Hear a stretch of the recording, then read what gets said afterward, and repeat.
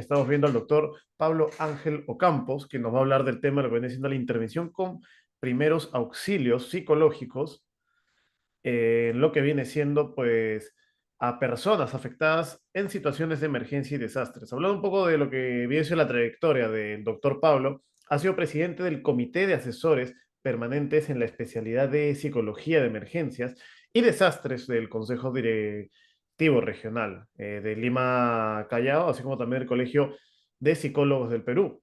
También tenemos de que es ex coordinador de la Brigada Azul de Psicólogos de Emergencia del Consejo Directivo Nacional del Colegio de Psicólogos del Perú, así como también ex asesor de seguridad y salud en el trabajo del Archivo General de la Nación.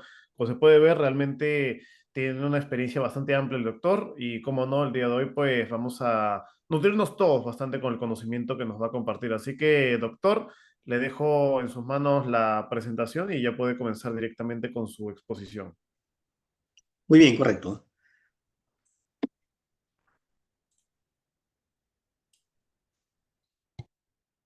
Ahí puede compartir pantalla y ya estaría. Ya, para compartir pantalla, por favor, o la presentación, si me permiten. Sí, ahí, por favor, Juan Carlos, para darle autorización al doctor. Ya está como coanfitrión y ya puede compartir su pantalla. Listo.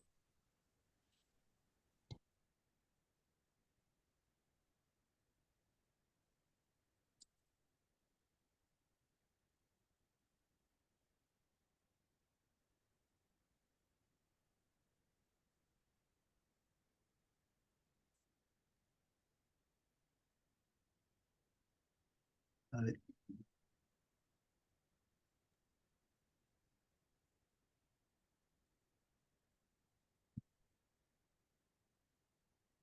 un momentito, por favor. Estamos.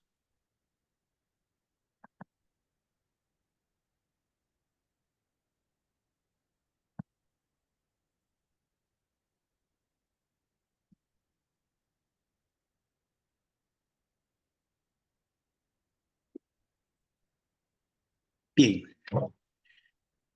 creo que este tema es muy importante, toda vez que nosotros como seres humanos, desde que existió la humanidad, siempre hemos estado expuestos a diversos tipos de situaciones o eventos adversos.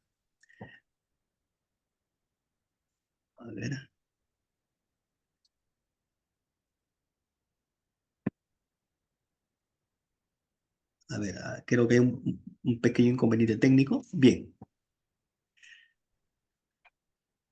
antes de comenzar esta presentación, quiero enmarcarme en algunos conceptos básicos que son importantes comprender. Creo que ya todos estamos muy familiarizados con este tipo de conceptos, pero conviene, conviene hacer algunas precisiones, ¿no? Como ustedes tienen conocimiento, el desastre es un suceso relativamente imprevisible que afecta a la comunidad, poniendo en peligro vidas humanas, su patrimonio y que altera el orden social y la conducta habitual de las personas. Hay que diferenciar los diferentes tipos de desastres, ¿no? Hay desastres, podemos también conceptualizarlo como de contexto abierto, como también de contexto cerrado. Básicamente, en un contexto abierto, es una situación donde la información sobre las personas damnificadas o afectadas, o el número de cadáveres o de sobrevivientes o desaparecidos, es incierta y de gran proporción. No podemos, por ejemplo, conocer cuando hay un sismo de gran intensidad, ¿no? ¿Cuántos afectados puede producirse o tenerse en un primer momento? En este caso, la documentación a la cual podemos echar mano, ¿no? Es el último censo realizado a la población o tal vez eh, alguna cifra que nos puede dar algún registro de la estadística nacional que está a cargo de los funcionarios de gobierno. Entonces, un desastre de contexto abierto puede ser un terremoto, un maremoto, un incendio de alta intensidad, como son los incendios forestales, un desborde súbito de ríos que ocasiona inundaciones desproporcionadas. Por ejemplo, aquí en la zona del Perú existen los ríos costeros que son muy torrentosos en la época de inundaciones, pero cuando se desbordan los ríos en la cuenca amazónica, la extensión de la inundación es por muchos kilómetros que no permite avisorar cuántas personas pueden estar afectadas, ¿no?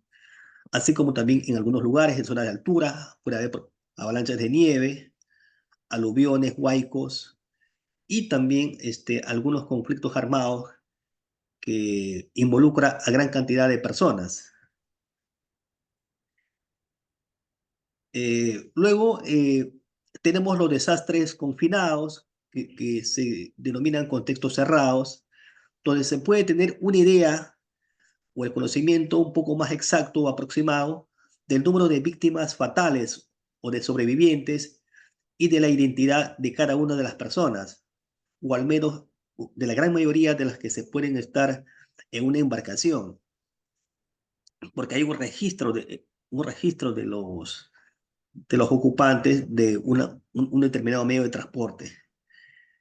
Por lo general, estos incidentes se vinculan a casos de accidentes de tránsito aéreo, terrestres, naufragios, incendios. Entonces, con eso podemos tener nosotros información de primera mano. Pero también hay que tener en cuenta, como existen también situaciones de informalidad, en muchos transportes a veces hay pasajeros no registrados, ¿no? Que, y que muchas veces en algunas embarcaciones, y también, y como se ha demostrado, a veces admiten más pasajeros de la capacidad real de carga del medio de transporte.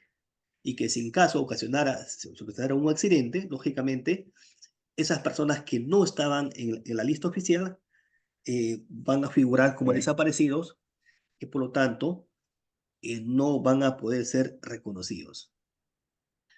Otro aspecto importante que nosotros tenemos que tener en cuenta es que, por ejemplo, los desastres están en relación eh, al desarrollo y a las actividades económicas. Eh, Como se ha mencionado, eh, los desastres pueden ser producidos por fenómenos naturales de tipo atmosférico, hidrológicos, geológicos, plagas. Tiene que ver con el aspecto de la cobertura del clima, ¿no? Y también con el asentamiento humano o poblacional en determinadas zonas geográficas, y que todo eso va a condicionar que el asentamiento humano donde están ellos desarrollados van a sufrir el impacto de esos fenómenos y que también va a tener un impacto en la actividad económica y también, por supuesto, en todos los aspectos socioeconómicos que involucran a la actividad humana. ¿Por qué estoy haciendo yo este contexto? Porque justamente los que van a intervenir en los primeros auxilios psicológicos tienen que conocer todo el entorno que involucra la atención de las personas afectadas. Eh, Nuestro país, el Perú, como está ubicada en la cordillera de los Andes, ocupa un lugar bastante especial en Sudamérica. Por las características geográficas que nosotros tenemos, estamos divididos en tres regiones naturales: costa, sierra y selva. Cada región natural tiene su propia dinámica, su propio clima y también sus propios accidentes geográficos que van a configurar muchos peligros y riesgos para la población humana y sus actividades económicas. Geográficamente nuestro país está dividido, además de las tres regiones naturales, en 24 departamentos. Más o menos hemos tratado de hacer una sistematización de qué peligros y riesgos más recurrentes existen en cada uno de los departamentos, ¿no? Entonces, eh, tenemos gran cantidad de eventos sísmicos, ¿no? Por lo tanto, en épocas de lluvias se van a producir las inundaciones, que va a afectar lógicamente también las laderas de los cerros y va a producir deslizamientos, huaicos, y por los mismos fenómenos meteorológicos también se van a producir diversos eh, sucesos que tienen que ver con el aspecto climático, ¿no? Entonces, en esta siguiente lámina también nosotros vemos eh, que en los otros departamentos igualmente también se van produciendo eh, los fenómenos adversos, pero especialmente, ya que estamos ubicados acá en la zona de Lima y Callao, sí estamos propensos a sufrir sismos de diversa intensidad. Y como estamos también a orillas del mar, maremotos, huaicos, porque también la misma región de Lima no solamente tiene la zona de la costa, sino también la zona eh, de la sierra. Es parte también, está ubicada en base a las estribaciones andinas. Y también por acción, como está concentrado también en Lima la mayor cantidad de la población peruana, aproximadamente cerca de 12 millones de personas, también se pueden producir accidentes de tránsito, desastres aéreos, marítimos y ferroviarios, ¿no?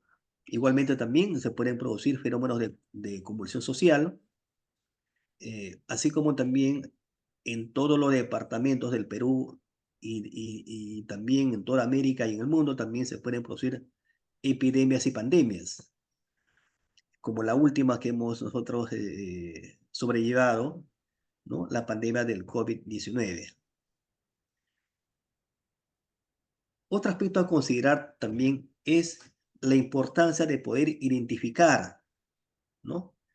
Lo que significa un evento adverso, que puede ser ocasionado por un fenómeno natural o por acción humana, o también llamados eventos antrópicos. Ante un evento adverso pueden producirse diversos tipos de afectación, ¿no? Puede desorganizar la comunidad, pueden producir personas damnificadas, desaparecidas, heridos, muertos, viviendas destruidas, ¿no? Pérdida de la infraestructura, aislamiento de la comunidad, porque muchos puentes se pueden destruir o pueden colapsar o quedar a punto de caer. Hay pérdida también de algunas actividades económicas, de ganado, la producción en general se ve afectada. Entonces, el impacto es tan fuerte que puede afectar el normal funcionamiento de la comunidad.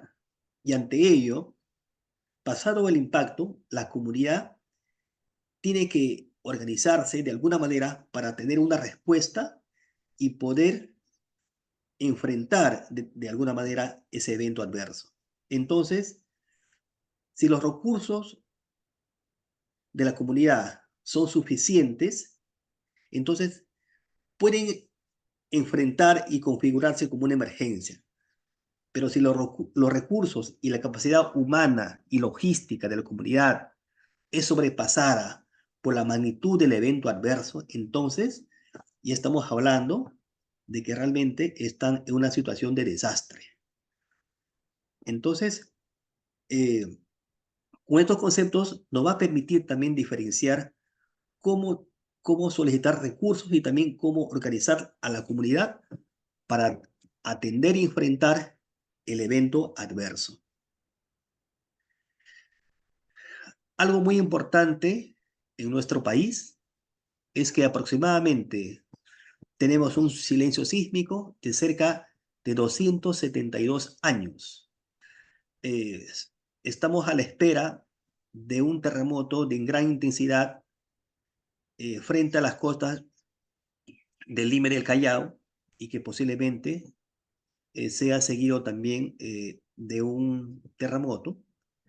Si el epicentro se produce en el mar de Lima y el Callao. Y por lo tanto también tenemos en nuestra costa peruana, eh, zonas más vulnerables que otras, que van a sufrir el impacto de este sismo de gran intensidad de diferente manera. Entonces, estamos nosotros tratando de buscar los medios para estar preparados y poder paliar las consecuencias de este sismo de gran intensidad. Se están realizando a nivel nacional simulacros, pero también, ¿no? Buscando organizar también a la población a través de las plataformas de defensa civil, a través de las entidades del gobierno y también a través de información a la población sobre la preparación ante este tipo de eventos sísmicos de gran intensidad. Otro aspecto a considerar es el concepto de vulnerabilidad, ¿no? ¿Qué tan vulnerables estamos nosotros a tener o a minimizar los riesgos de una exposición ante un evento adverso, ¿no? Aquí vamos a tocar el aspecto de tres tipos de vulnerabilidad, ¿no? Social, económica y ambiental. Hay que tener en cuenta que una parte de la población tiene limitaciones económicas, por lo tanto, la construcción de sus viviendas no son sismo resistentes, no han identificado las zonas seguras, no están construidas, por ejemplo, a través de la orientación de un ingeniero y un arquitecto. Muchas de las viviendas están en lugares inadecuados, que están en la ladera de los cerros, no están, no tienen los materiales de construcción adecuadas y que eso va a permitir que esa vivienda sea bastante vulnerable, ¿no? Igualmente también no se tiene mapeado la población con discapacidad. Si bien hay un registro nacional a través del CONADIS, el Consejo Nacional de la Discapacidad, pero sin embargo, hay también un subregistro y no se conoce la cantidad de población con discapacidad, ya sea física, sensorial o también de otra naturaleza. Entonces, a nivel de vulnerabilidad económica, también cuando ocurre un evento adverso, se van a ver afectadas las actividades económicas, tanto de la producción de bienes como también de la oferta de servicios. Entonces, y esto se va a magnificar cuando nosotros tenemos en cuenta que el 70% de la población peruana que está en edad de producir económicamente, ¿no? Está en una condición de informalidad. Y esto va a magnificar también la respuesta de la comunidad ante la ocurrencia de un fenómeno adverso. Luego también se puede producir también una vulnerabilidad ambiental cuando se produce de manera descontrolada, ¿no? Los recursos naturales, como son la tala ilegal de los árboles o también la producción también de la extracción del oro utilizando sustancias contaminantes al medio ambiente. Bien, vamos a continuar y también tocando este aspecto que el impacto de los eventos adversos en los actores que intervienen en un desastre, ¿no? ¿Cómo afectan los desastres a las personas? Podemos nosotros hablar de diversos grados de afectación. ¿Quiénes son los afectados de primer grado? Las personas que sufren directamente el impacto del evento adverso. Son las personas damnificadas, ¿no? Las fallecidas o desaparecidas, las que van a sufrir diversos grados de lesión, ¿no? De lesión Igualmente también tenemos los afectados de segundo grado, los familiares, amistades o vecinos de las personas que han sufrido el impacto. También existe un impacto en los equipos de primera respuesta, los bomberos, rescatistas, ¿no? Socorristas, personal de la salud, los médicos, personal de las Fuerzas Armadas y policiales, los voluntarios, los del Serenazgo, los periodistas que también salen a cubrir las noticias, el personal de carga pesada que también participa en las labores de reconstrucción y rehabilitación, post-desastre, los paramédicos. Siempre va a haber un impacto emocional, ¿no? ante un desastre. Ya vamos a más adelante ver cómo va a ser esa afectación, ¿no? Igualmente también los afectados de cuarto grado son los que tienen a su cargo también la gestión de la emergencia desde un ámbito mucho más externo, ¿no? Ya sea integrante del Comando de Operaciones de Emergencia Nacional, sectorial o regional, y también provincial. No están en la zona caliente, pero están monitoreando el desenlace del evento adverso. Y también, por supuesto, los afectados de quinto grado, la población en general, la comunidad internacional. Por ejemplo, cuando ocurrió el atentado del 11 de septiembre, ¿no? En Estados Unidos, ver las imágenes, ¿no? Del derrumbe de las Torres Gemelas, uno tras otro, el impacto de los aviones chocando contra las torres gemelas, personas lanzándose al, al vacío, tratando de salvarse la vida. Si bien es cierto, eran personas que desconocidas para nosotros, pero sí nos ha ocasionado un impacto, ¿no? Un impacto en nuestra eh, salud psicológica, ¿no? Entonces, eh, hemos sido de esa manera afectados, por ejemplo, en quinto grado, ¿no? Como parte de la población general. Bien, entonces, aquí también hay un punto importante a considerar. ¿Quiénes son las personas damnificadas? ¿No?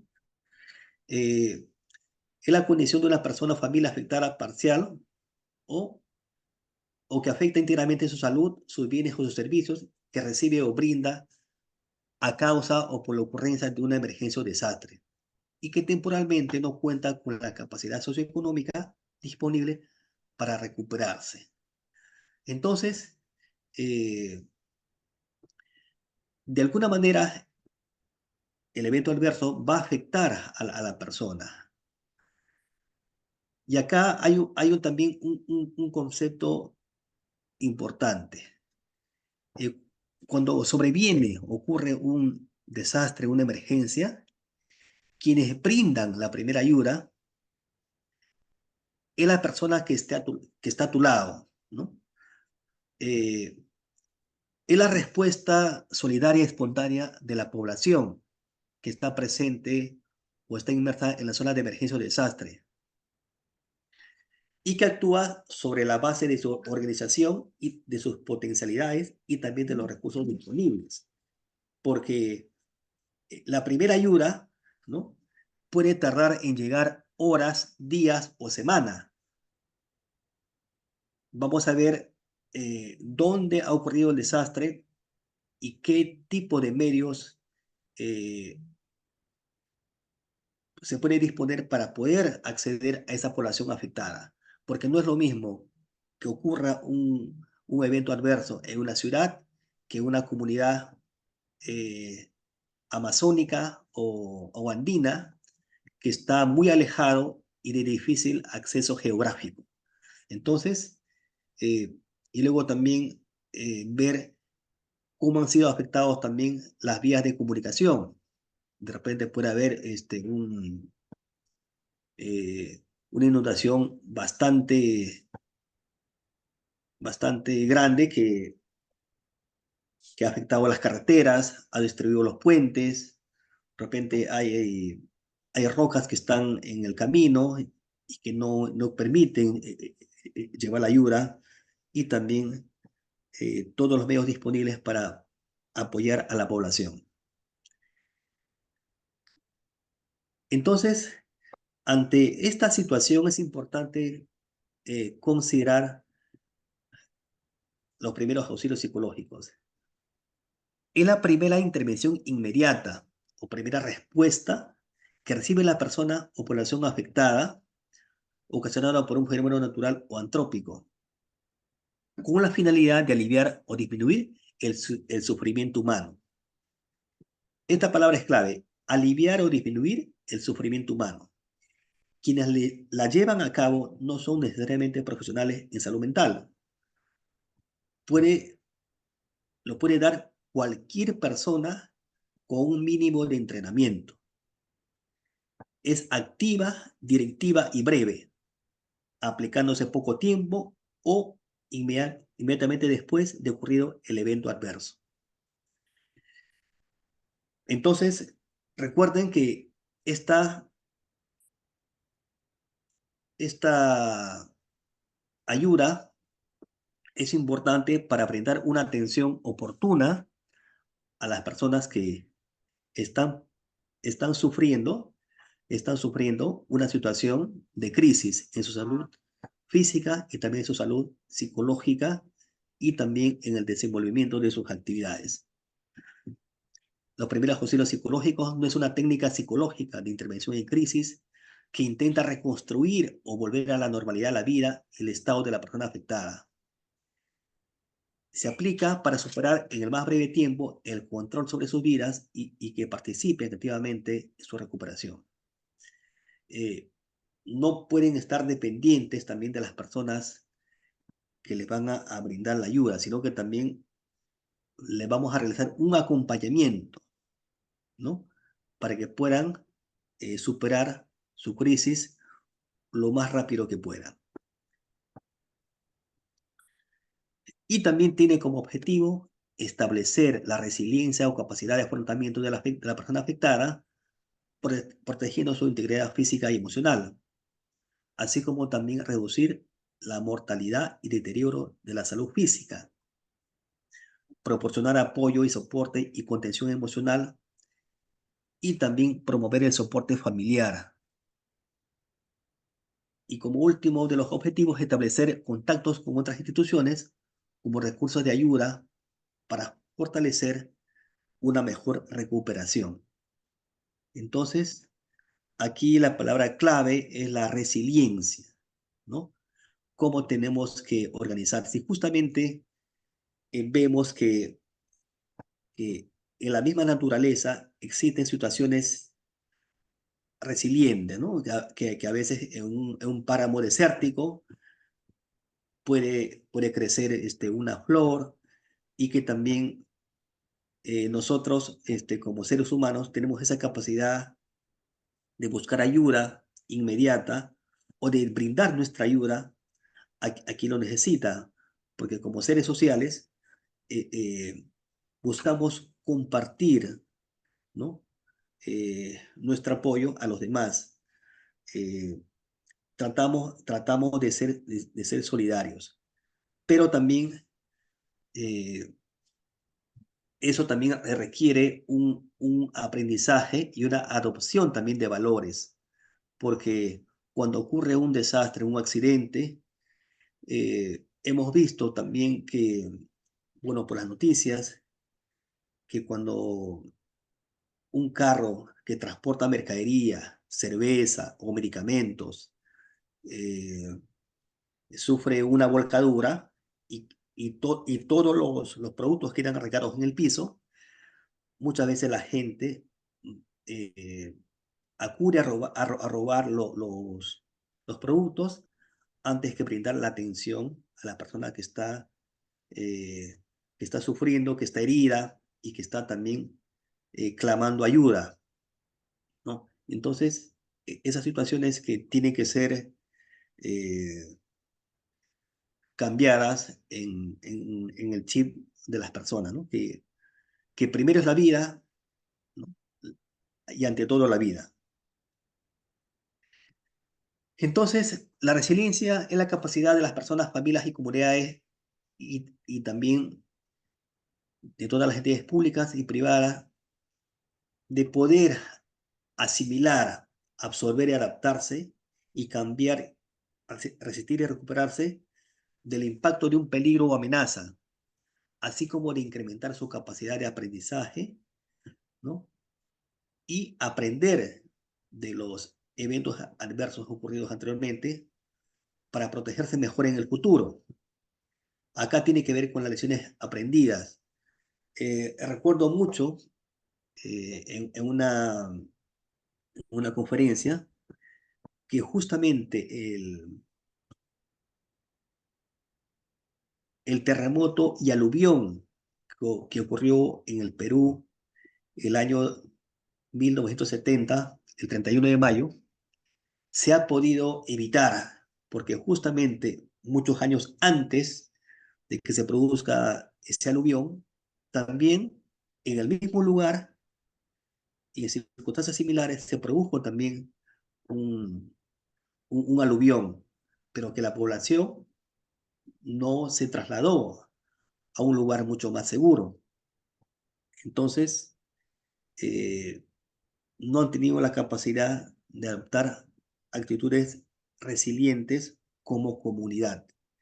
Y el desastre fue bastante dramático. Hay que tener en cuenta que ante una situación de gran impacto, ¿no? En la que se produce pues, fallecimiento de personas, eh, a veces el llanto, el miedo son reacciones emocionales normales, ¿no? Ante eventos anormales, las emociones negativas se pueden autocontrolar, se pueden autorregular y, y eso requiere también una preparación y también, por lo tanto, un nivel de aprendizaje. Aquí es importante que el soporte de la comunidad nos va a permitir sobrellevar justamente la carga emocional contenida en la persona que, que ha acumulado una gran cantidad de sufrimiento. Entonces, es importante que la comunidad, cuanto más organizada esté, va a tener una mayor capacidad de poder afrontar todas las dificultades y también todos los eventos adversos. Hay que tener en cuenta que también existe una jerarquía de necesidades de Maslow adaptada a los procesos de recuperación después de un desastre, ¿no?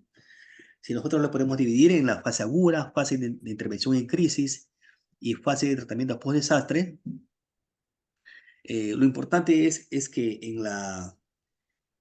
tengamos, ¿no? En la fase aguda poder cubrir las necesidades humanas básicas y también de sobrevivencia. Eh, porque si una persona está con privada de alimento, de agua, de vivienda, de abrigo, ¿no? Siempre va a estar predominando poder satisfacer esas necesidades básicas, ¿no? Necesidades también de seguridad personal, ¿no? Y familiar, porque va a estar preocupada, ¿no? Eh, por su familia y por ella misma. Eh, y qué hacer también en sus actividades diarias. O sea, nosotros estamos, los primeros auxilios psicológicos se puede indicar que más está orientado para la atención en la fase aguda, ¿no? Del proceso de recuperación después de un desastre.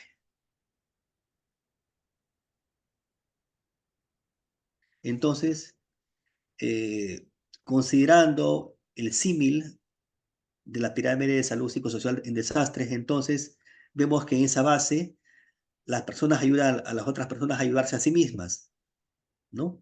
Dando información clara y estable sobre la ocurrencia del fenómeno y acá eh,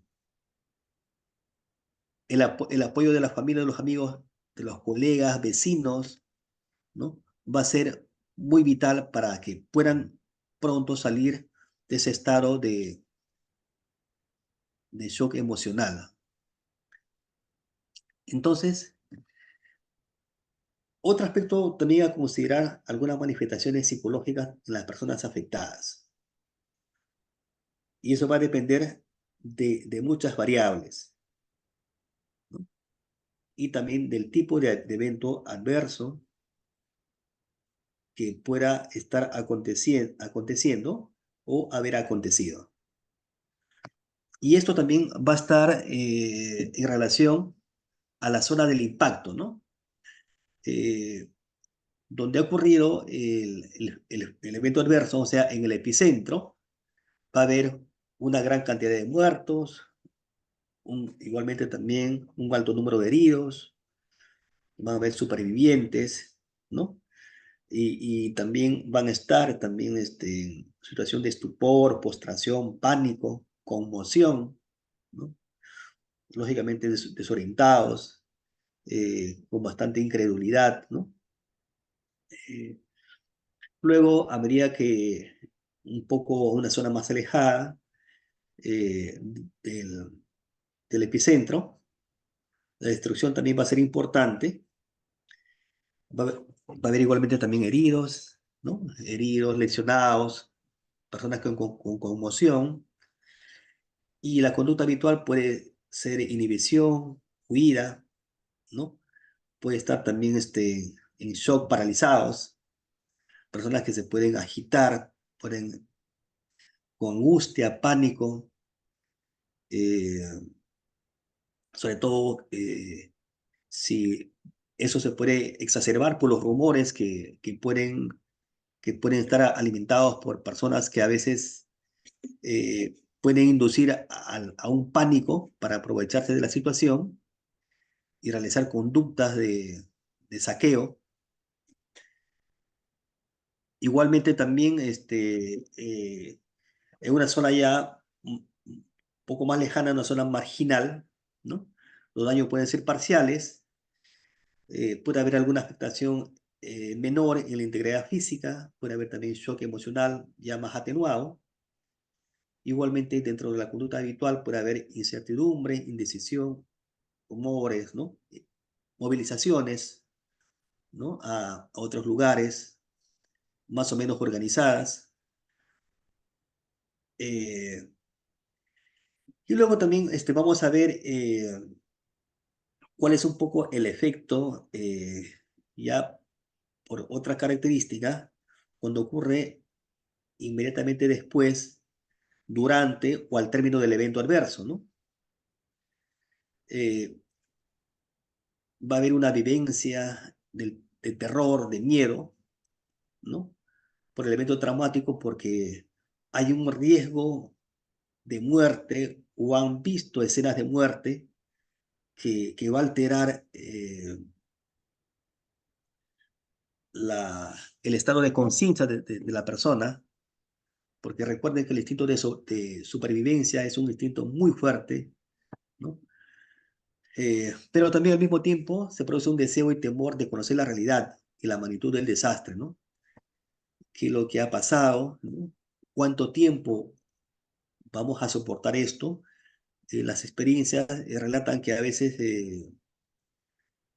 los segundos o minutos que vivencian las personas cuando ocurre un terremoto, a veces les parecen eternos, como si realmente el tiempo durara mucho más de lo que realmente dura. Si el minuto tiene 60 segundos, lo pueden sentir como si hubieran sentido como de 3 minutos, ¿no? Bueno, también puede haber confrontación con diferentes pérdidas, sea humanas o pérdidas también materiales. El shock, la persona sufre el impacto y se reduce su capacidad de acción. Y también otras personas pueden volverse hiperactivas, ¿no? Entonces, acciones eh, que demandan gran sobreesfuerzo para sobrevivir o sobrellevar tratando de ayudar a los demás, ¿no? Que muchas veces sobrepasa sus fuerzas físicas, ¿no? Eh, y luego también hay algunas otras perturbaciones que también les puede producir también confusión. Eh, Luego de producido el evento adverso a las 72 horas o también a varias semanas después del evento, la mayoría de las personas recupera su capacidad de afrontamiento y entre un 20 y 50% puede continuar aún con signos significativos de angustia, dependiendo de los recursos personales y de la magnitud de los daños sufridos. Se hace más evidente la tristeza y la desmoralización.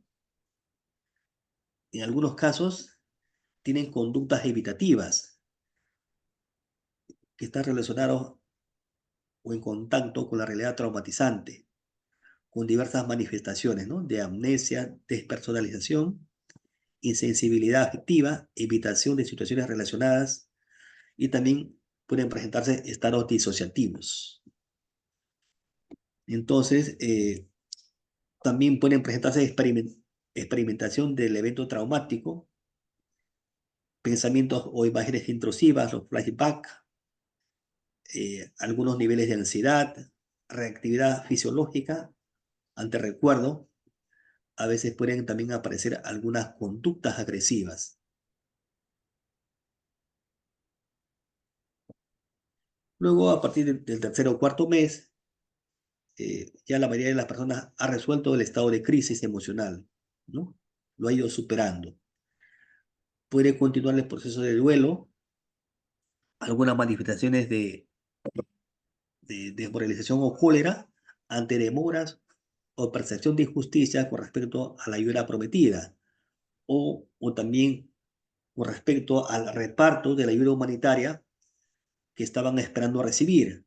Algunos pueden quejarse que, por ejemplo, ¿por qué solamente ha llegado la ayuda, ¿no? A la parte baja de la población y no a los que están viviendo en la parte alta de los cerros? ¿Por qué solamente la ayuda ha llegado a, a los que viven en el primer piso y no a los que viven en los departamentos del segundo y tercer piso? Como sabemos, en muchas familias existen las familias extendidas, donde que en una misma vivienda pueden existir varios tipos o varias familias. Y también puede aparecer el trastorno de estrés postraumático. Entonces, esto se puede dividir, ¿no? En 4 tipos de manifestaciones de la salud mental en las personas que están pasando por un momento adverso, ¿no? Conductuales, cognitivas, afectivas y físicas. Entonces, en cuanto al aspecto físico, va a haber una alteración del sistema nervioso, ¿no? Y que va a producir sensaciones físicas, ¿no? Y que ya son conocidas, que va a afectar el sistema circulatorio, respiratorio, el sistema también gastrointestinal, ¿no? Muscular, esquelético, cambios en algunos dolores de cabeza, ¿no? Y etcétera. A nivel afectivo, igualmente también se va a presentar miedo, aflicción, tristeza, cólera, baja autoestima, vergüenza por la situación de indefensión, eh, pérdida de autoconfianza, desesperación, pérdida, por ejemplo, de la privacidad, ¿no? Pérdida de la independencia, va a haber desinterés, sentimiento de haber sido engañado, ¿no? Puede volverse muy eh, asustadizo, ¿no? Puede sentir culpabilidad por las pérdidas o por las reacciones inadecuadas, sentimiento de que la vida no vale nada, pesimismo, irritabilidad, sentimiento de impotencia y de pérdida de control sobre la vida y también autodenigración.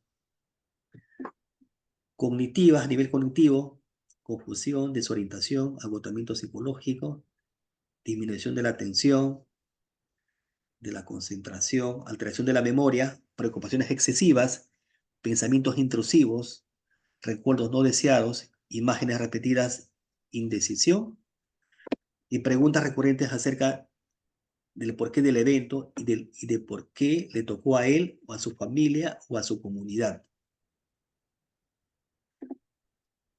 A nivel conductual también puede haber dependencia, pasividad, desconfianza, conflictos, retraimiento, aislamiento, hipercrítica, evitación, suspicacia, hipercontrol de la conducta de los demás, llanto fácil, sentirse rechazado o abandonado y también acceso de cólera. Dentro del sentimiento más predominante está desprotección, negación, impotencia, destrucción y muerte. Entonces ya hemos visto cuáles son las reacciones más comunes que están presentes en las personas afectadas ante eventos o desastres. A ver, disculpen, creo que...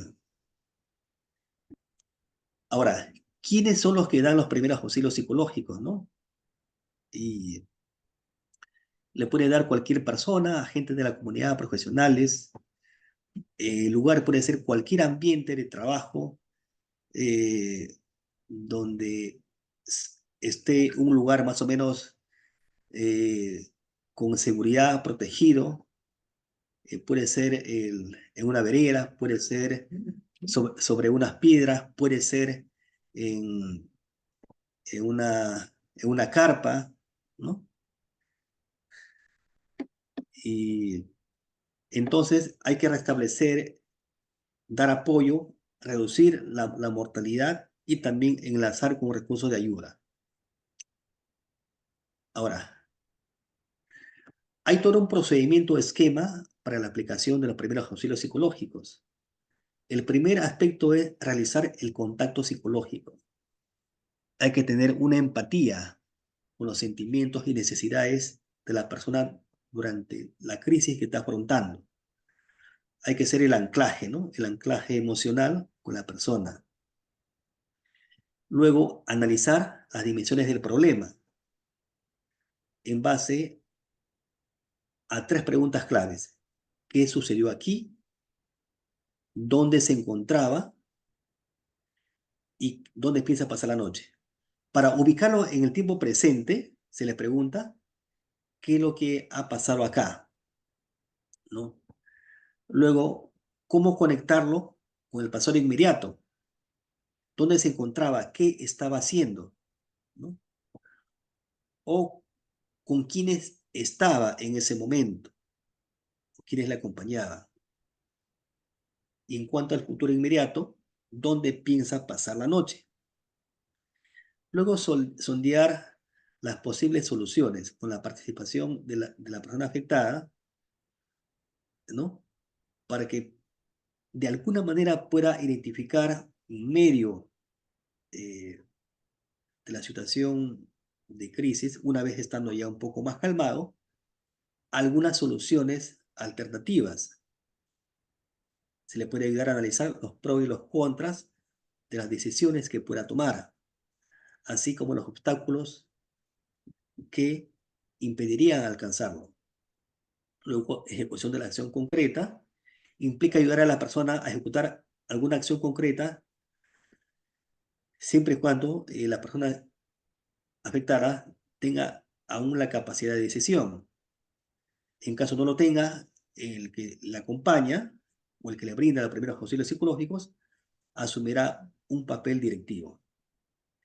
Luego, el cierre de la sesión implica extraer información, ¿no? Para poder contactarlo con algún grupo o el equipo de ayuda para que también pueda eh, alcanzar alguna información, por ejemplo, la posibilidad de, de búsqueda de algún familiar que está desaparecido o que tal vez está herido, o tal vez si ya tiene conocimiento de que está en la morgue.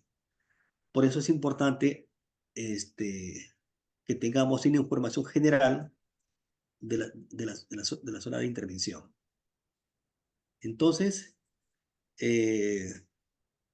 ya acá tenemos el esquema. Este esquema es una adaptación de Zurilla y Goldfried del año 1971, ¿no? Entonces, acá hay algunas recomendaciones: qué hacer y qué no hacer, ¿no? Cuando se hace una intervención con primeros auxilios psicológicos, ¿no? En cada una de las 5 fases. Aquí es importante la escucha activa. Y, por ejemplo, cuando tenemos el primer contacto, hay que tratar de ubicarnos a su nivel.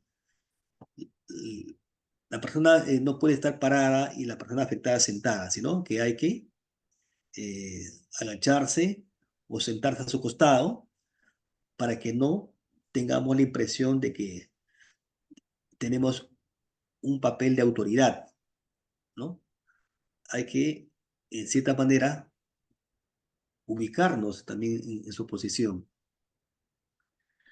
Eh, entonces, que ellos reflejen sus sentimientos hechos y vivencias por lo que están pasando, ¿no? Eh, y que también nos puedan aceptar que en cierta manera le acompañemos en ese espacio de sufrimiento y de dolor. Luego también hay que plantear preguntas abiertas y llevar a la persona a una mayor claridad y también evaluar, ¿no?, las circunstancias en las cuales ellos puedan tomar conocimiento si en caso han perdido algo significativo o de mucho valor para ellos. Cuando se plantean las posibles soluciones, hay que alentar con una lluvia de ideas, hay que también ayudarles a que ellos puedan verbalizar, porque cuando verbalizan lo que están sintiendo, implica también un desahogo de una emoción contenida, ¿no? Y luego también establecer algunas prioridades. ¿Qué es lo que más, identificar qué cosa es lo que más le preocupa, qué cosa es lo que más le importa realizar, ¿no? En cuanto a la acción concreta, hay que dar un paso de manera escalonada y establecer metas a corto plazo y realistas, ¿no? Bien, entonces vamos a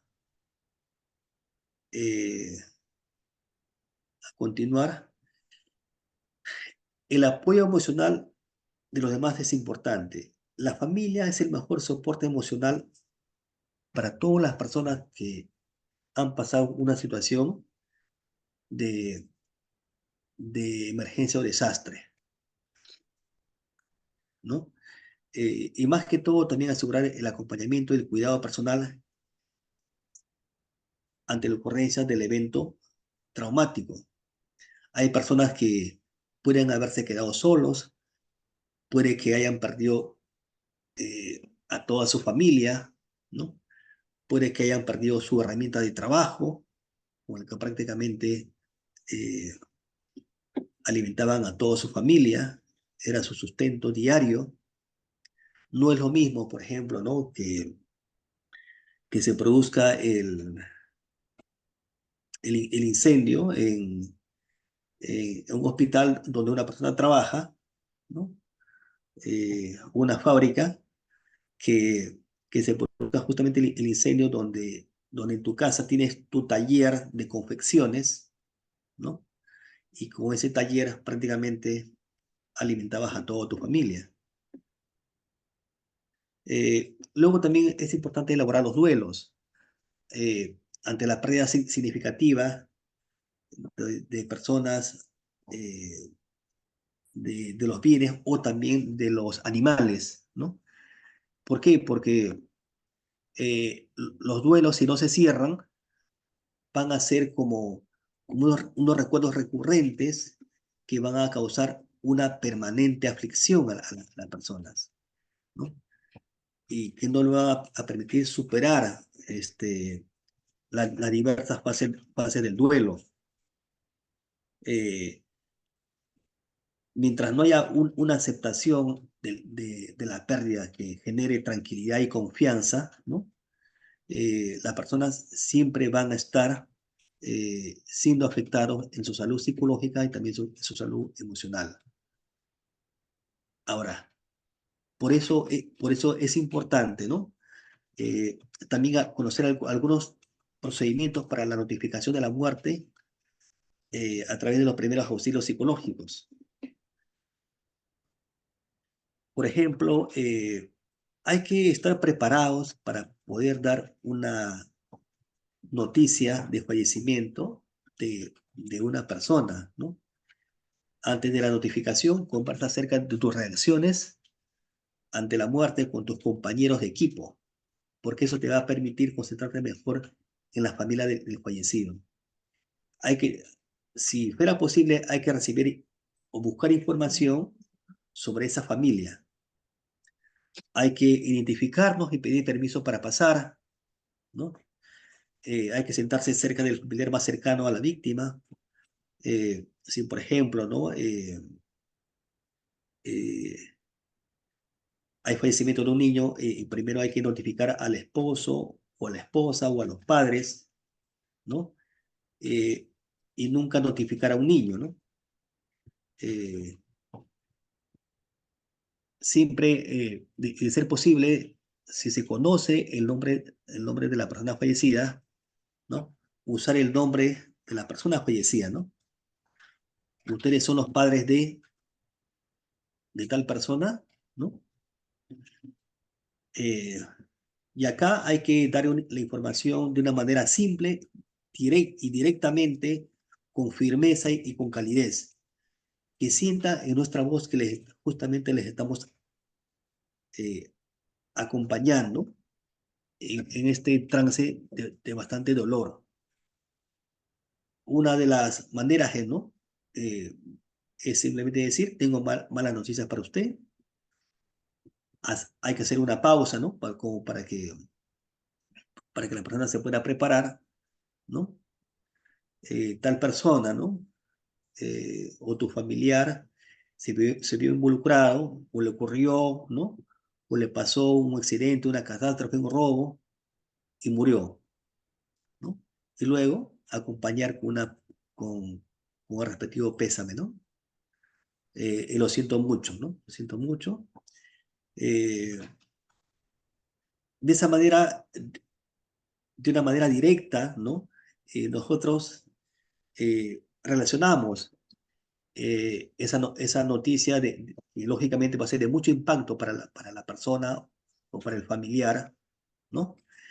Eh, que en algún momento, en segundos, en horas, o días o semanas, va a tener que aceptar que la persona ha muerto, ¿no?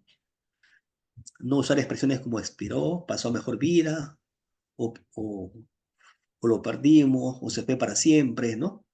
Entonces, eh, y en toda la conversación continúa usando la palabra murió, ¿no? O está muerto, ¿no? Para que justamente vaya en la conversación aceptándolo cada vez más. Continuar usando el nombre de la víctima o el grado de familiaridad. Tu mamá, ¿no? Tu hermano, bueno, si en caso ya se conociera, ¿no? Eh, ¿No? Entonces, no decir el cuerpo, ¿no? Porque decir cuerpo quit- es como quitarle todo el valor que tiene una persona, una persona significativa para el que ha perdido al familiar. Entonces, hay expresiones que también no son recomendables, ¿no? Por ejemplo, cuando se le dice, sé cómo te sientes, porque realmente es imposible tener una empatía o sentirnos como la persona se está sintiendo en ese momento, ¿no? A veces se emplean expresiones, tiene que ser fuerte, ser un muchacho valiente, esto acabará pronto, lo vas a poder sobrellevar, ¿no? No sé qué decirte. Entonces, son expresiones que no ayudan, ¿no? Para que la persona pueda superar esta situación de fallecimiento. Entonces, también hay un procedimiento para la notificación de la muerte. Si murió un niño y solo el papá está en casa, notifícale, ¿no? Y ofrécele notificarle al otro progenitor. Entonces, de ser posible, hay que respetar también la decisión de la familia, ¿no? Si realmente no desean hacer explícitos eh, lo que están sintiendo, simplemente respetar esa decisión, ¿no? Si la identificación del cuerpo es necesaria, transportarlo al punto más cercano de la morgue. Eh, por ejemplo, si se tiene conocimiento que el cuerpo está en la morgue, hay que prepararlo psicológicamente, informándole de cómo es la morgue y qué es lo que va a encontrar, ¿no? Eh, porque los que han tenido la oportunidad de ir a la morgue saben, ¿no? Eh, en qué condición están los cuerpos, cómo están, cómo están de repente distribuidos. eh, eh, Igualmente también el ambiente o el contexto que encontrará, un ambiente bastante saturado, ¿no? Con olor de vísceras, de formol y también olor a sangre, etcétera. Entonces, cuando tiene que ir a la morgue para el reconocimiento de los cadáveres, para la identificación al familiar. Entonces, en estos casos a veces es importante también el lenguaje verbal, ¿no? Vemos que a veces entre las personas de mucho más confianza, a veces las palabras sobran y a veces un abrazo puede expresar muchísimo lo que sentimos, ¿no?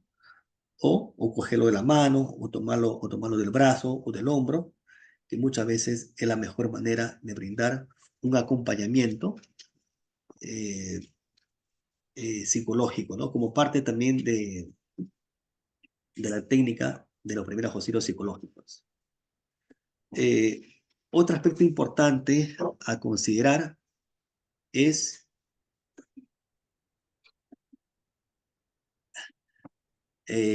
la pérdida repentina, ¿no? La pérdida repentina, hay que tener en cuenta que cuando nosotros estamos en una situación de duelo, hay que tener en cuenta que ante el fallecimiento de un familiar, eh, y ha sido repentina, no ha habido oportunidad para prepararse para la pérdida, no ha habido tiempo para despedirse, no ha habido posibilidad para poder concluir las actividades que tal vez estaba realizando. No hay tiempo para prepararse para el dolor. Eh, y es mucho más dramático cuando esa pérdida repentina sobreviene con que el cuerpo, por ejemplo, no se ha podido recuperar, ¿no? O el cuerpo está desaparecido. Entonces, y en esas circunstancias va a ser mucho más difícil cerrar el duelo. Eh, Bien, eh, aquí también para procesar el proceso de duelo y también prepararse para, para afrontar los primeros auxilios psicológicos, hay que también que tomar en cuenta las variables personales que, que ocurren, ¿no? O que tiene la persona para afrontar ese duelo. Puede que, por ejemplo, haya tenido pérdidas previas de familiares, amigos o conocidos, por lo tanto, la experiencia de duelos anteriores, o si la pérdida de un familiar ha sido reciente, o tal vez ha sido una muerte prematura, un hijo recién nacido, los sentimientos de culpa que puedan haber sobrevenido cuando han tenido la ocasión de compartir su vida con un familiar, el grado de cercanía o relación afectiva con el fallecido, ¿no? Y también los sentimientos ambiguos, ¿no? Que puede ser que, por ejemplo, que sea como un alivio tras una enfermedad prolongada, o también pudieran haber tenido relaciones complicadas con los enfermos. Otro aspecto también que se considera es eh, las circunstancias de la pérdida, ¿no? Si la pérdida es traumática, si no se llega a encontrar el cuerpo, como ya mencionamos, o si este presenta signos de violencia, o si la muerte fue producto de un sufrimiento. También cuando sobrevienen muertes con gran número de personas, como un accidente masivo, cuando hay mutilaciones del cadáver, formas de vías de recibir información, a veces información bastante cruda, y muchas veces lo alimentan las crónicas rojas, y las circunstancias adversas repetitivas, ¿no? Otras variables que afectan es igualmente también si hay un gran número de afectados, cuando los fallecimientos son de niños menores de 11 años, cuando la muerte se produce contra la secuencia natural de la vida, por ejemplo, un accidente, muertes de mujeres embarazadas o los fetos, y también de suicidio.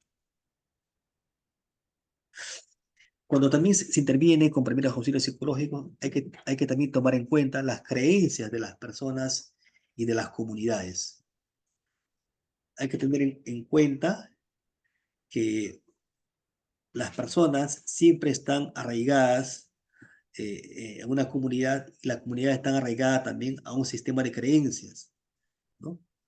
Hay que tener en cuenta que, por ejemplo, nuestro país tiene una gran diversidad cultural, pero igualmente también cree en aspectos religiosos y también elementos que vienen de la cultura popular. Por ejemplo, eh, hace poco encontraron un pez remo de 2,5 metros de largo en la zona de Tumbes. Y este pez remo que vive en las profundidades de las fosas marinas, si es que aparece en las costas, aparentemente existe la creencia que es una señal de que se va a producir un inminente terremoto y maremoto de gran intensidad, ¿no? Por ejemplo, en la zona del Cusco, cada cierto tiempo sacan a pasear a la imagen del Señor de los Temblores para tratar de que interceda de alguna manera para que no se produzcan los temblores, y también, o si en caso se produzcan, sean de intensidad leve. Igualmente también se hacían sacrificios humanos en época de los incas, ¿no? Para aplacar también la furia de los apus que estaban en relación o atribuían que eran causantes de los fenómenos adversos de origen natural. Entonces, hay que respetar las creencias y las costumbres de las personas y de las comunidades donde vamos a intervenir, llevando los primeros auxilios psicológicos. No estamos para juzgar, simplemente estamos acompañando para brindar los primeros auxilios psicológicos para aliviar o disminuir el sufrimiento humano. Algunas recomendaciones básicas en la aplicación de los primeros auxilios psicológicos, ¿no? Mantenerse en el catarsis emocional de lo que implica el problema, identificar la pérdida ¿Y qué significado tiene para la persona sobre esta pérdida? No rechazar nada de lo que la persona dice hasta establecer un vínculo de confianza y haber explorado todas las opciones. Motivarlo a buscar acciones sencillas y claras, reforzando sus intentos para resolver el problema. Es cierto, el problema a veces no se va a resolver de manera inmediata, pero sin embargo, vamos a hacer el escalón inicial para que ellos puedan también eh, ubicarse en el contexto, en el aquí y ahora, y poder eh,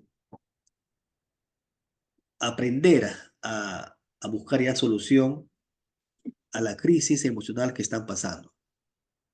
Fortalecer el deseo de vivir o crear un deseo inmediato de vida, planteando una cita para más tarde o para el día siguiente. Hay que motivar a la persona afectada o damnificada de que tiene que tener una motivación para vivir. Sus hijos, su trabajo, su comunidad, o buscar su mascotita, o tratar de nuevamente, más adelante, recomenzar con otra actividad, o buscar un lugar seguro para que esté, esté mucho más tranquilo y pueda ir superando la situación de crisis. Eh, Igualmente también se les da algunos consejos a los que van a aplicar esta técnica. Eh, Hay que prepararse para la tensión. Toda la intervención va a originar cierto nivel de estrés. No exagerar la amenaza.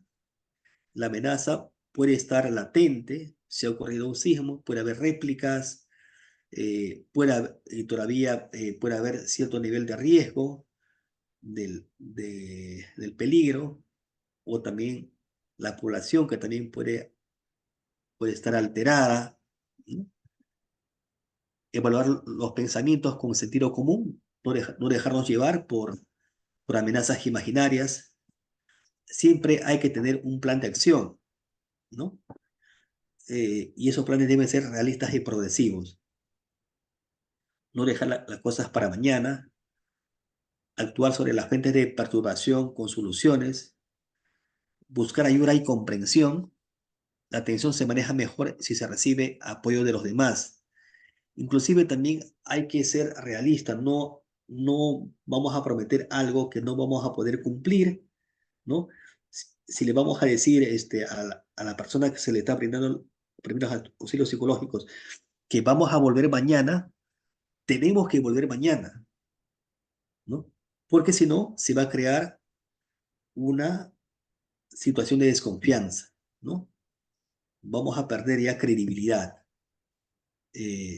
Ya se va a romper el anclaje emocional que podríamos haber logrado cuando hemos tenido el contacto inicial. Entonces, y también, de ser posible también, ¿no? Hay que hacer algunos ejercicios, ¿no? De, de relajación. Hay que tener en cuenta que aquí en nuestro país, el 31 de mayo, eh, se conmemora el Día de la Solidaridad y el Día de la Reflexión de la Prevención de Desastres, en homenaje a las 70.000 víctimas que fallecieron en el terremoto de Yungay, en el departamento de Huaraz, donde que aproximadamente fallecieron 50.000 personas y 20.000 que quedaron desaparecidas.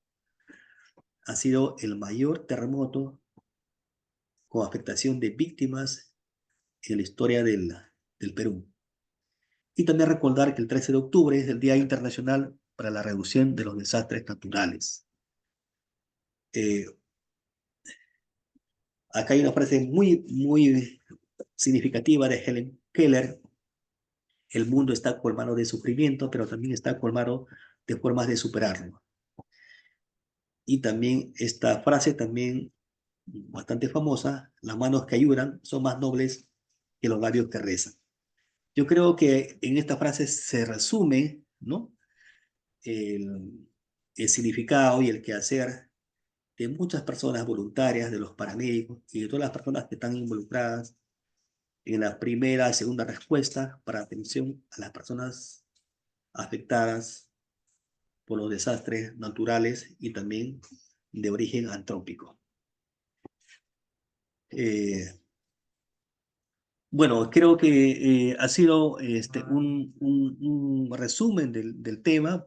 La intención no ha sido dar una clase sobre la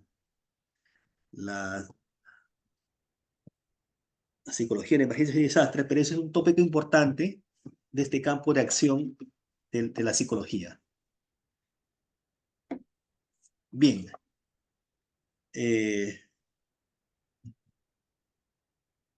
Quedo a su disposición para algunas preguntas de ser convenientes.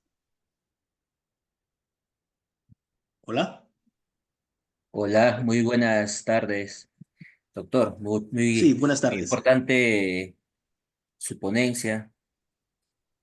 Lo último también fue recordar lo que vivimos en Perú en el año 1970, el 31 de mayo, el terremoto más devastador que hemos tenido, con más de 70.000 personas que fallecieron. Eh, Efectivamente. y hasta el día de hoy creo que en nuestro país aún le falta mucho todavía para poder, digamos, mejorar en muchos aspectos ante estos desastres naturales que se vienen realizando, ¿no? Nosotros tenemos preguntas por parte de varias personas que están participando con nosotros dentro de las plataformas, dentro de las redes Sí, correcto. sociales. Y una de las primeras preguntas es, ¿qué técnicas, a ver, perdón, así es, qué técnicas específicas se utilizan en la intervención con PAP para abordar las reacciones emocionales inmediatas, como el shock, la ansiedad y el miedo en personas afectadas por emergencias y desastres? Bien, ante una situación inminente de cuando ocurre un sismo, recuerde que hay personas que están muy bien entrenadas, pueden hacer una evacuación ordenada, eh, se dirigen siguiendo la flecha de evacuación a los círculos de seguridad. Eso es en contextos urbanos. En un contexto del campo, pueden ir, por ejemplo, a una zona mucho más alta, ¿no? Para evitar una inundación, un lugar donde no hay un riesgo de caída de rocas, eh, pero también otras personas de repente pueden estar muy conmocionadas y pueden salir corriendo sin darse cuenta de los obstáculos que puede haber en el suelo, pueden salir corriendo tratando de atropellar a otras personas, eh, o, o también bajar de las escaleras de manera precipitada. Cuando están a nivel del piso, por ejemplo, entre dos personas se les puede hacer como una especie de abrazo, ¿no? De sujeción y luego asentarlos al piso, ¿no? De tal manera que evitar que al correr se puedan causar daño, porque se pueden golpear la cabeza, pueden tener algún tipo de fractura y, y ser una víctima adicional, ¿no? Perdón, una persona afectada adicional a lo que podría ocasionar justamente el evento adverso. Luego también hay que eh, aplicar algunas técnicas de relajación rápida, ¿no? Muchas personas se agitan, se vuelven muy ansiosas, entonces hay que aplicar algunas técnicas sencillas de, de respiración, para que también bajar los niveles de ansiedad. Es natural que las personas estén bastante preocupadas, bastante angustiadas, porque el temor y el miedo es una emoción que se contagia rápidamente, ¿no?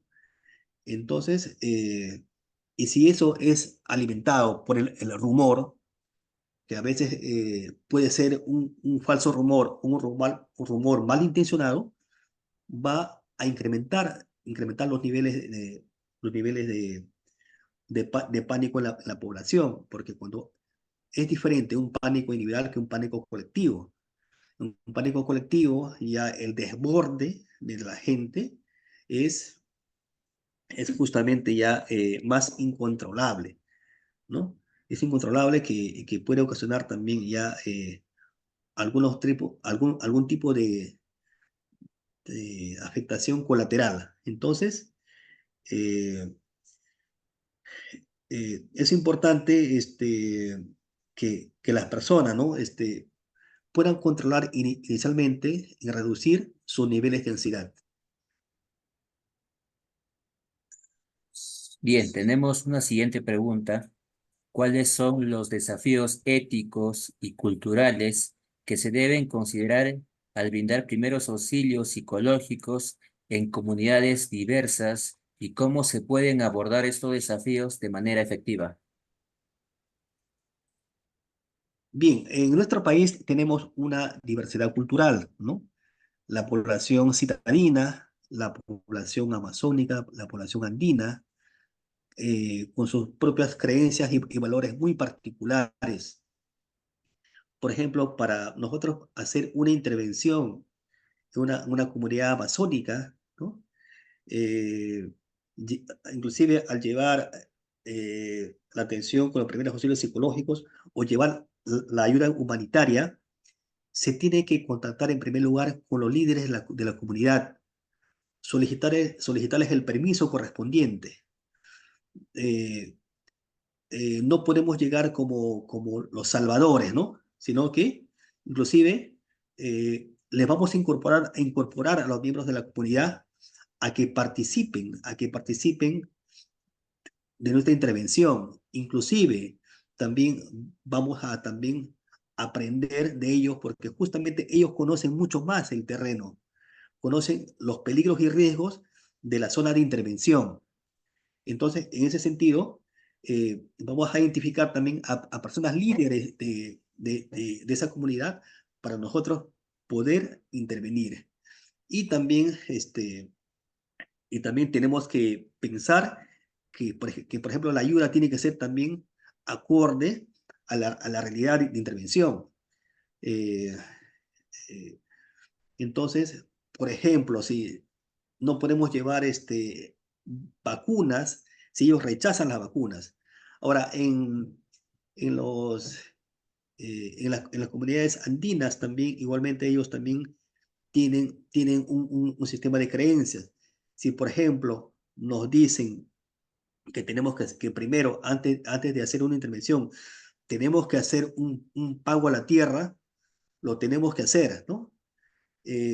O también antes de intervenir en una comunidad amazónica, se nos invitan, por ejemplo, a tomar masato, una bebida eh, de yuca fermentada. Entonces, tenemos que ser parte también del ritual para nosotros también sentirnos aceptados y también de esa manera ellos van a sentir que estamos respetando sus costumbres y sus creencias, ¿no?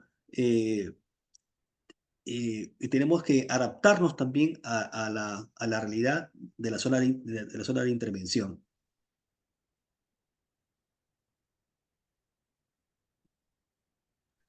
Bien, vamos a continuar con la siguiente pregunta, bueno, y última pregunta. ¿Qué papel desempeñan los paramédicos y otros profesionales de la salud en la identificación temprana de personas que necesiten primeros auxilios psicológicos y cómo pueden colaborar con los profesionales de la salud mental en la prestación de este tipo de atención?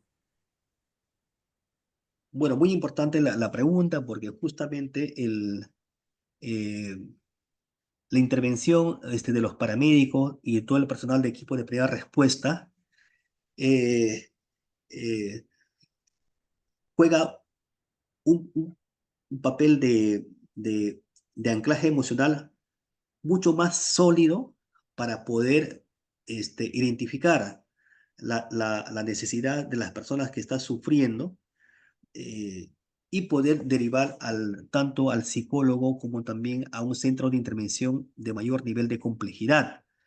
Eh, la persona que está en un trance de lucha por la sobrevivencia, ¿no? Eh, trata de activar todo su mecanismo de supervivencia. Y si nosotros, cuando intervenimos, le damos confianza, le damos tranquilidad, le conversamos, le vamos motivando a que pueda resistir, a buscar un mecanismo de anclaje emocional, eso le va a permitir buscar algunos otros recursos y aumentar su capacidad de resiliencia eh, personal para seguir luchando, buscando eh, sobrevivir. Mira, es importante que, por ejemplo, en las personas que están buscando ayuda, muchas veces están en un estado de confusión, en un estado de desorientación. eh, no reconocen por momentos el impacto o la magnitud del desastre o de la emergencia. Entonces, el paramédico cuando puede identificar qué persona, ¿no?, está en mejores condiciones de responder y qué persona requiere un soporte emocional ya de mayor complejidad, es importante que pueda identificar todos los signos que conllevan a que, a que pueda tener una ayuda ya en el tiempo, porque pueden agudizar cuadros como por ejemplo el estrés postraumático, que, o también la reacción de duelo, se va a hacer mucho más prolongada si no recibe una adecuada orientación y acompañamiento psicológico ya en otro nivel de la especialidad. Eh, por eso es importante que se pueda identificar primariamente esos signos y síntomas, ¿no?, de que la persona requiere eh, mucho más atención psicológica de parte a nivel de otro nivel de intervención.